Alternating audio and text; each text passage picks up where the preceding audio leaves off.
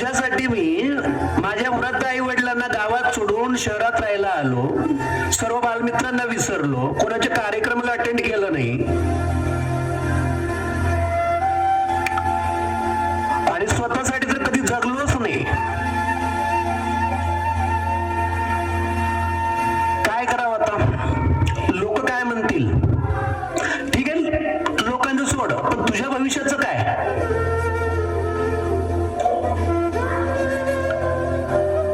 आपण एवढे श्रीमंत नाही आहोत की तुला एखादा बिझनेस सेट करून देऊ शकेन किंवा डोनेशन देऊन तुला जॉब लावू शकेन.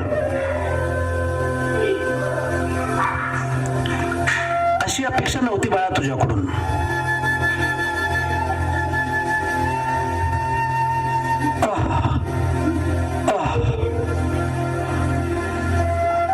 बाबा बाबा काय झालं तुम्हाला? आई आई बघ ना ग, पप्पांना काय झालं? काका काका बघा ना, पप्पा कसं करत आहेत. चला आपण बाबाला हॉस्पिटलला घेऊन जाऊ.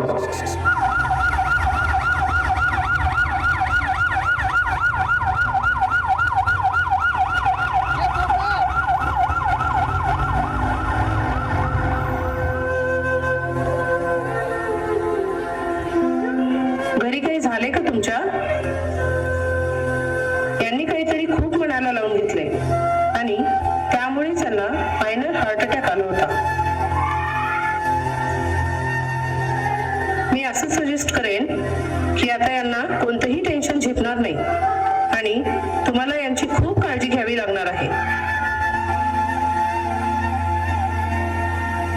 हो डॉक्टर, हे सगळं माझ्यामुळेच झालं आहे. मला आत्ता जाणीव होत आहे की मी खूप मोठी चूक केली आहे.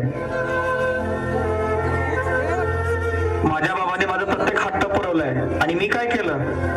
मला फक्त अभ्यास तर करायचा होता, मला तोही करता आला नाही आणि चक्क आज मी फेल झालो. मी माझ्या बाबांना कधी समजूनच घेतलं नाही आणि हेच त्यांना सहन झालं नाही. पण आता मी निश्चय करतो की यापुढे मी बाबाला कसलाही त्रास देणार नाही. आणि हो, पुढच्या परीक्षेमध्ये मी चांगल्या मार्काने पास होईन आणि बाबांचं स्वप्न पूर्ण करून दाखवेन.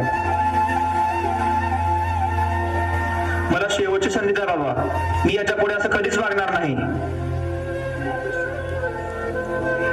बाबा तुम्हीच माझं सर्वस्व आहात, तुमच्याशिवाय माझं अस्तित्वच नाही.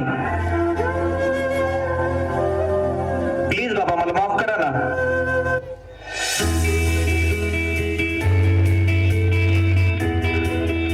फूल कभी दोबारा खिल नहीं सकते, जन्म कभी दोबारा